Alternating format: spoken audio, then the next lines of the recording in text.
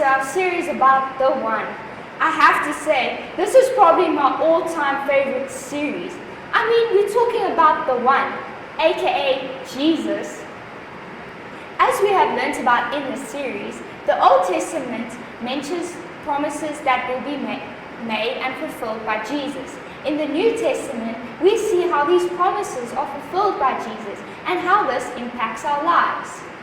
I don't know about you, but I have realized during this series that Jesus understands who we are. He knows what we go through.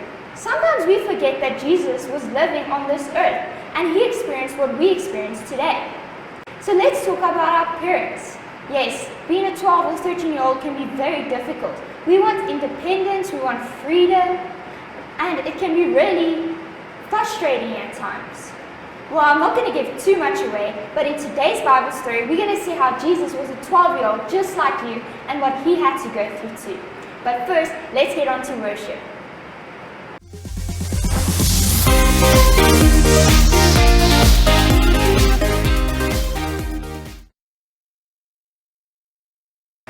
Hi guys, how are you guys doing? I'm Bee here. We had a great time worshiping together in this series. Thank you that I could be part of it. Even though we can't see each other, we can still worship together. Today, I want to talk about clapping hands in worship. Clapping hands is a great way of expressing our excitement about who God is and what He has done. It kind of makes me think when we're watching a rugby game and your team has won and the crowd goes wild. We clap our hands and cheer because of the victory they have received. So we clap our hands in church to celebrate who God is and what He has done. So in our worship time together, they celebrate who God is by clapping our hands and going wild for Him.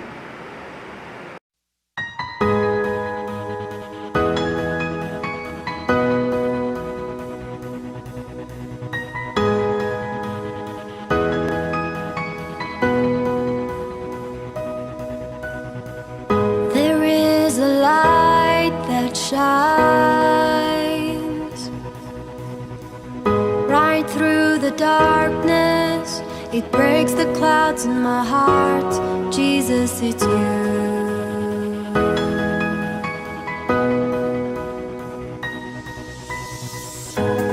Let your light shine all across this town.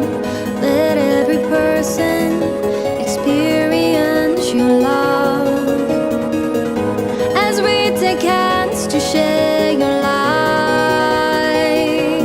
Jesus, you're our hope. The power is you, Lord. Oh,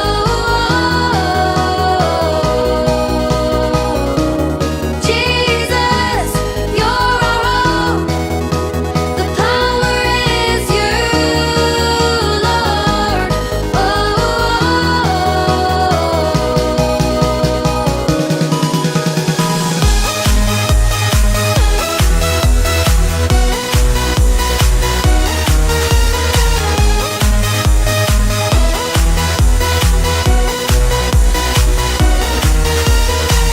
You shine your light through us. We are a witness. Your love makes all things new. Jesus, it's you.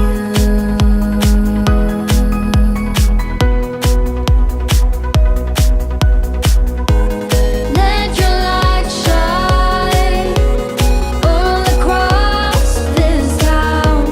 Let every person experience your love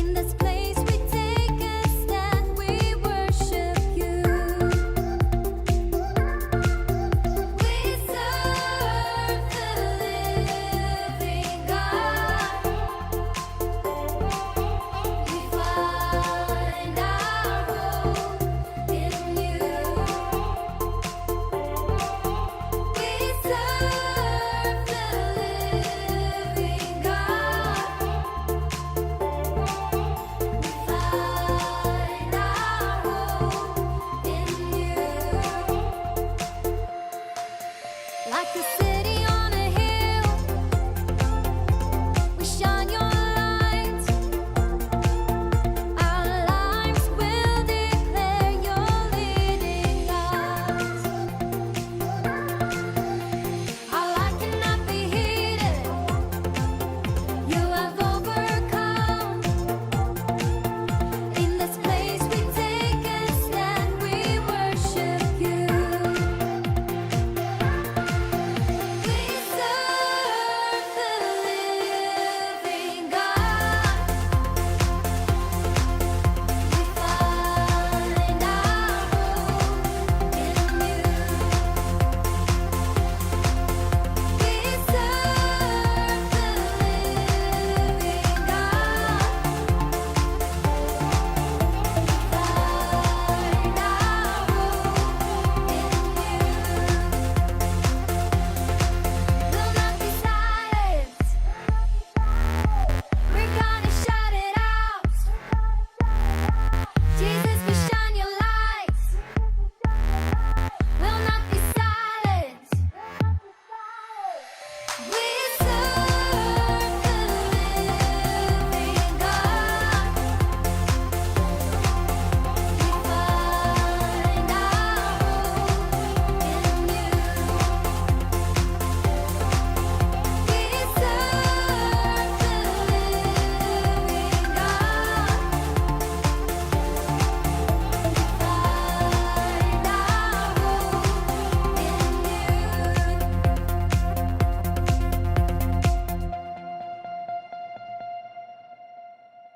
Well, guys, wasn't worship just amazing? I love worshiping God.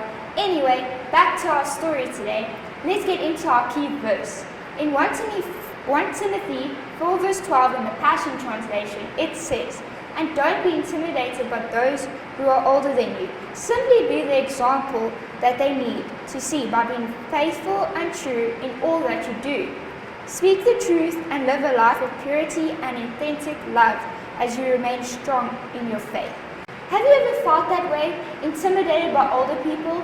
Well, Paul tells us what to do when we feel this way. So we're going to see how 12-year-old Jesus, what he did in the Bible story.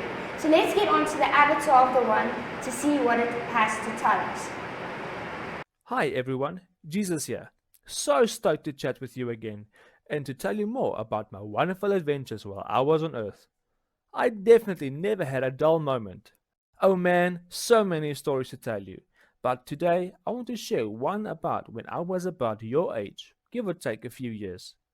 I think you'll be able to see yourself in this story. Have you ever felt like grown-ups don't listen to what you want to say because you are still young? Well, let me tell you, I know the feeling. I knew from a very young age that my father had a special plan for me and that I knew important things about my father's kingdom that I had to share with, well, the whole world. There was only one tiny little problem. I was a child, and when I grew up, children were to be seen and not heard. Here is what happened.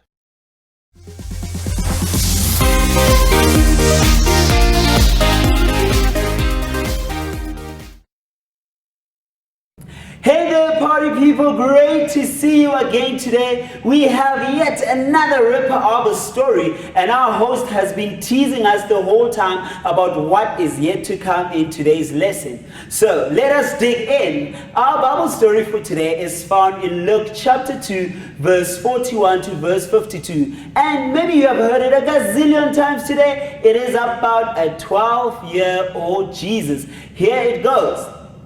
So, Jesus' family, they were Jewish, and the Jewish people celebrated the feast of the Passover every year. What? Passover? What kind of feast is this, and why is it celebrated? Well, Passover is a celebration of God freeing the Israelites from Egypt where they were slaves. And you almost remember the story. Should we recap the story quickly? So, Moses went to Pharaoh and told Pharaoh that God says, "Let my people go." And then came 10 plagues, and the last of these plagues is where the angel of death came to visit each and every house, and the firstborn of that family would die.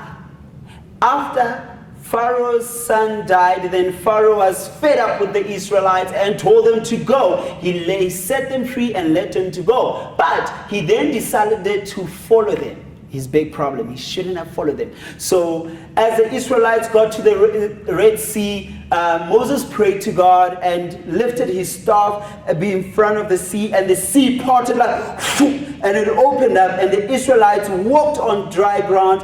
And as the Egyptians were chasing them into that area, then these waters just came together and covered, and a lot happened in this story. And I can see why that part of this whole Passover needs to be celebrated. But I haven't even gotten to the best part yet. So let us rewind to the time when the Israelites were still in Egypt, so that we can look at the last plague about the angel of death. God had a plan for his people. Spoiler alert, be prepared for some gory detail. God told the Israelites to prepare a meal of a lamb and use the blood to put on the top part of the doorpost of their houses. Yep, you heard right. So they had to take blood and mark it on the doorpost of their doors. Strange thing right there. Remember, in those times, they had to slaughter everything they wanted to eat. So a wonderful thing was, this was the act of obedience to God, of painting their door frames with blood.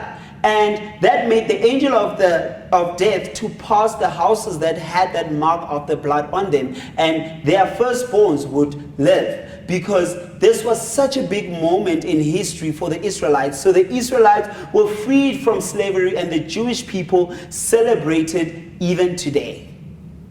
Wow! Now that is quite a detour to Exodus, but now you know what the feast is about. Now, where was I? Oh, look, Jesus and his parents, they went to the festive of the Passover in Jerusalem like they did every year. The feast lasted 7 days. Then they would usually return home. But this was not quite the same, and things did not go quite the way they had planned. After the feast was over, everyone gathered in Nazareth. There was Aunt Elizabeth, there was Uncle Who again, there was Uncle and his children and his cousins, and then there were other two friends, and there was another uncle. And their daughters. Okay, you get the story, you get the picture. Well, they traveled in very big groups, in large groups. That's why I couldn't even name all the people. Oh. Okay, now I'm getting a slight headache from this. Anyway, so after they went to Nazareth, walking together and chatting all the way, but when nightfall came, Jesus' mom started to look for him. Imagine just, Jesus, excuse me, have you seen Jesus? Have you seen my son? Sorry to bother you, have you seen Jesus? Was Jesus here? They could not find Jesus. After searching all over the place and not finding him, Mama Maria became very worried and ran to Joseph. Joseph, I can't find Jesus. Jesus is missing. I think I lost Jesus. And she was hysterical all the way. I can imagine a mother not finding his son. That must have been very scary and very shocking. I can just see Joseph going, Mary, calm down. It's going to be okay. Just take a deep breath. He's probably just playing with the twins again. And you know how much he loves playing hide and seek. So Joseph and Mary searched the group again, but Jesus was nowhere to be found. Oh no, that's not good. Losing Jesus? Not good at all. Where could he have gone? They rushed back to Jerusalem and searched for 3 whole days. They finally found the 12-year-old Jesus. Guess where? Sitting in the temple with religious teachers and listening to them and answering questions. The teachers were very impressed with this 12-year-old. I mean, of course, who wouldn't be? This is Jesus. But they didn't know that yet. He was full of wisdom, and he could actually answer some questions that they asked him. Hold it. Can you imagine this? Think about it. A 12-year-old boy from your church teaching your pastors a thing or two? Wow, that must have been great. Not quite the picture that I'm seeing. That's not, just imagine it Okay, isn't it amazing to know how God used Jesus at a very young age, just at a 12-year age, to teach religious teachers about the truth? And here comes the parentals. Mama Maria was not impressed at all. After being worried sick, she asked, "Young man, why have you done this to us? Your father and I have been out of our minds the whole time looking for you." You have got to give it to Mama Maria. She's such a good mama bear. And Jesus answered, listen to this. "Why did you have to look for me?" Imagine that. Jesus responds and says, "Why did you have to look for me? You should have known that I must be where my Father's work is." Bold Jesus, I must say. I would not recommend that you go that way with your parents. The Bible tells us that they did not understand what he meant by them. And how could they? Jesus was their young boy, and still they could never imagine this coming this way. Mama Maria was probably like, "We'll talk about this when we get home."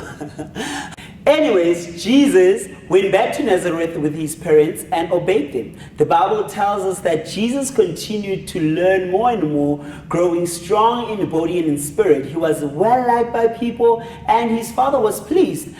He spent most of his time with his heavenly Father, spoke to him often, and people could see God through his words and actions.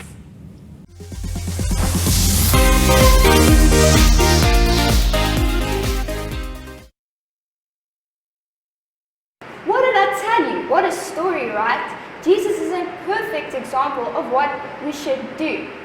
Back to our key verse, 1 Timothy 4 verse 12. "And don't be intimidated by those who are older than you. Simply be the example they need to see by being faithful and true in all that you do.